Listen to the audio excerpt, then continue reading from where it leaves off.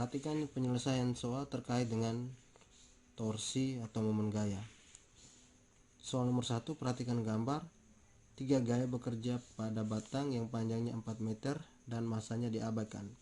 Besar resultan momen gaya terhadap sumbu di C adalah sin 37 derajat sama dengan 0,6. Option A 4 Nm, option B 6 Nm, C 8 Nm, D 9 Nm, E 11 Nm. Perhatikan gambar di samping. Pada titik A bekerja gaya sebesar 5 Newton. Jadi ini saya kasih sebagai FA. Membentuk sudut 37 derajat terhadap bidang horizontal. Titik B bekerja gaya sebesar 9 Newton, ini sebagai FB. Dan titik D bekerja gaya sebesar 4 Newton, itu sebagai FD. Langkah yang pertama, kita melihat bahwa sumbu itu berada pada titik C karena besar resultan momen gaya terhadap sumbu di C. Itu berarti C itu merupakan sumbu atau poros. Berarti ini poros. Poros ya. Maka langkah yang berikut, kita proyeksikan dulu vektor gaya FA. Ingat pada penjelasan materi sebelumnya itu terkait dengan kasus di mana arah gaya membentuk sudut theta terhadap bidang horizontal. Maka ini kita proyeksikan pada sumbu Y itu ada gaya sebesar FAY, dan pada sumbu X itu FAX. Jadi kita sudah proyeksikan vektor gaya pada titik A yang sebesar 5 Newton,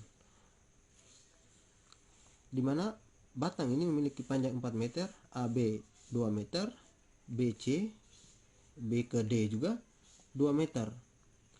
Tetapi titik C terletak di tengah-tengah antara titik B dan titik D.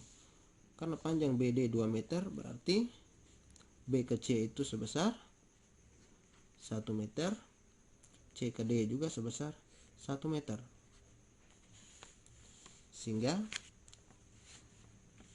poin yang berikut kita menuliskan persamaan. Tau total sama dengan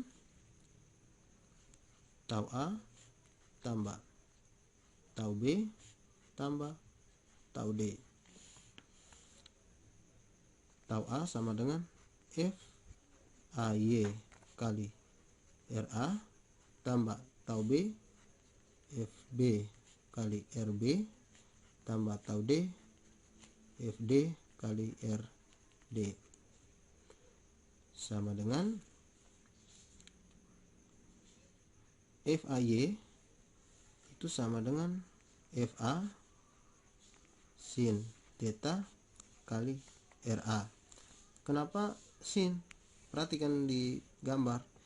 Ingat sin karena sudut yang dibentuk terhadap lengan gaya ini adalah 37 derajat terhadap sumbu X, sehingga X nya menjadi cos, Y menjadi sinus. Jadi tidak selamanya bahwa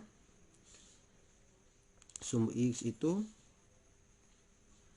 cos dan sumbu Y itu sin. Tergantung, kalau sudut yang diproyeksi terhadap sumbu X berarti X nya yang cos, Y nya yang sin.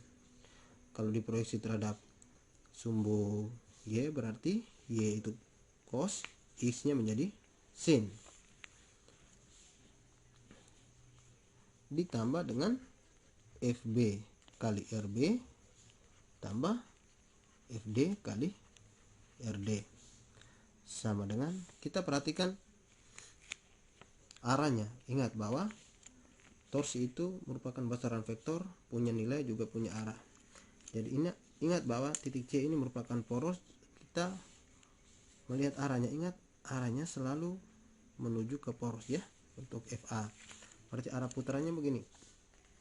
Nah berarti FAY itu sudah searah putaran jarum jam, sehingga menjadi positif FA sin theta kali RA. Sekarang kita lihat RB. Ya, RB arah putarannya. Perhatikan arah putaran FB-nya. Ingat semuanya menuju ke poros. Nah, jadi ketika diputar, ya FB ternyata berlawanan, berarti min FB kali RB. Lalu bagaimana dengan FD? Perhatikan arahnya selalu menuju ke poros. Jadi ketika diputar yang searah jarum jam itu hanya ada FAY dan FD, sehingga FD-nya positif tambah FD kali RD.